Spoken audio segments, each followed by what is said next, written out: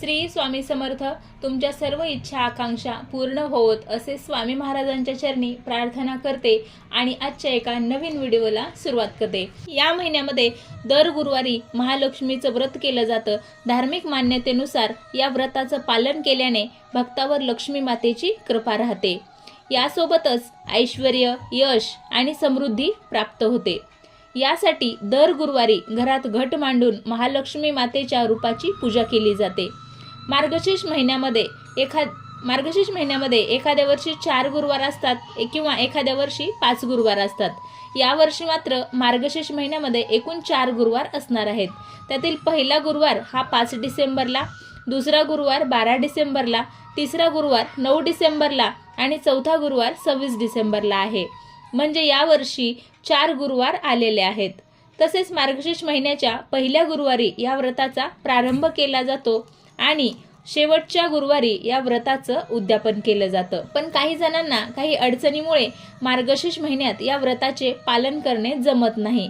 तर कोणत्याही महिन्यातील पहिल्या गुरुवारी हे व्रत तुम्ही करू शकता आणि त्याच महिन्यातील शेवटच्या गुरुवारी तुम्ही या व्रताचं उद्यापन करू शकता. असं केल्यामुळे महालक्ष्मीची कृपा आपल्याला प्राप्त होते. आजच्या दिवशी जर अन्नपूर्णा मातेला ही गोष्ट अर्पण केली तर तुमच्या घरामध्ये कधीच अन्नधान्याची कमी पडणार नाही. तर अशी कोणती गोष्ट आहे की जी तुम्हाला सायंकाळी अन्नपूर्णा मातेला अर्पण करायची आहे, त्यामुळे तुमच्या घरामध्ये सतत अन्नधान्याचं भांडार अतिशय भरभरून राहणार आहे आणि तुम्हाला कधीही अन्नधान्याची, लक्ष्मीची कधीही कमी पडणार नाही. तर अशी कोणती गोष्ट आहे ती तुम्हाला या व्हिडिओमध्ये मी सविस्तर सांगणार आहे. तत्पूर्वी तुम्ही जर माझ्या चॅनलवर नवीन असाल तर माझ्या व्हिडिओला लाईक करा, शेअर करा आणि सबस्क्राईब करा. हिंदू धर्मामध्ये देवी अन्नपूर्णेला विशेष महत्त्व आहे. अन्नपूर्णा मातेची अन्नाची देवी म्हणून पूजा केली जाते. देवी अन्नपूर्णेच्या आशीर्वादानेच कुटुंबातील सदस्यांना अन्न मिळते. जो भक्त खऱ्या श्रद्धेने अन्नपूर्णा देवीची आराधना करतो त्याचे घर काय धान्याने भरलेले असते.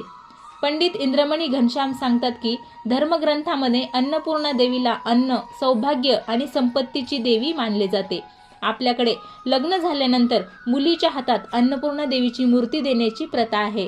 याचा अर्थ असा होतो की ती मुलगी ज्या नवी घरी जात आहे त्या घरामध्ये देवी अन्नपूर्णेच्या रूपाने धनधान्याची संपन्नता व्हावी. त्यामुळे देवी अन्नपूर्णा घरात असणे अतिशय शुभ मानले जाते.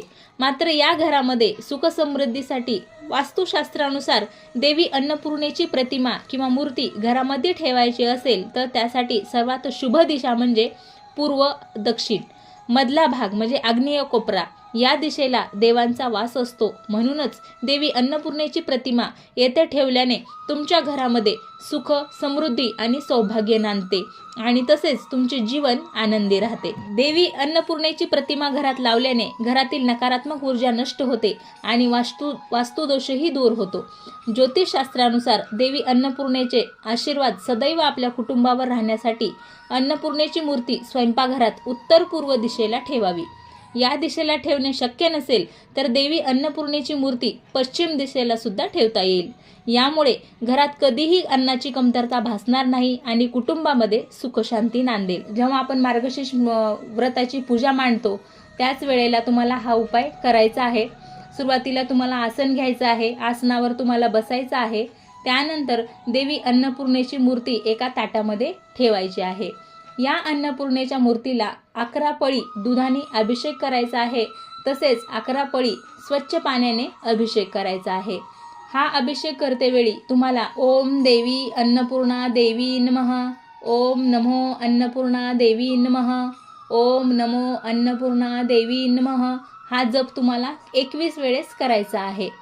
आणि यानंतर ही अन्नपूर्णेच्या मूर्तीला धूप, दीप, अगरबत्ती लावून मनापासून नमस्कार करायचा आहे. त्यानंतर एक स्वच्छ प्लेट घ्यायची आहे किंवा ताट घ्यायचं आहे. त्या ताटामध्ये एक मुठभर तांदूळ घ्यायचे आहेत.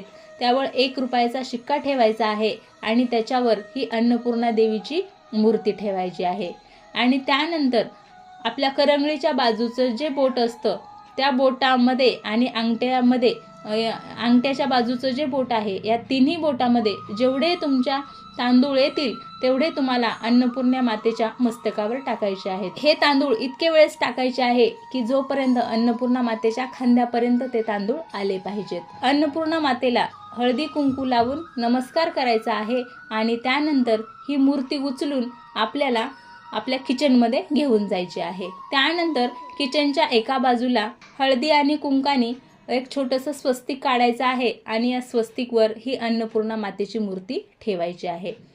इथे ठेवल्यानंतर आपल्याला हात जोडून ओम अन्नपूर्णा माते नमः, ओम अन्नपूर्णा माते नमः असा 21 वेळेस जप करायचा आहे. त्यासोबतच धूप दीप अगरबत्ती लावून अन्नपूर्णा मातेला मनातून सांगायचं आहे की माझ्या घरामध्ये कधीच अन्नधान्याची कमी पडू देऊ नको, माझ्या घरामध्ये अन्नधान्याची भरभराट होऊ दे, माझ्या घरामध्ये सुख समाधान नांदू दे, माझ्या घरामध्ये लक्ष्मीचा अखंड वास राहू दे, मी तुझी सतत अशी सेवा करून असं मनोभावे सांगायचं आहे आणि अन्नपूर्णा मातेचा आशीर्वाद घ्यायचा आहे.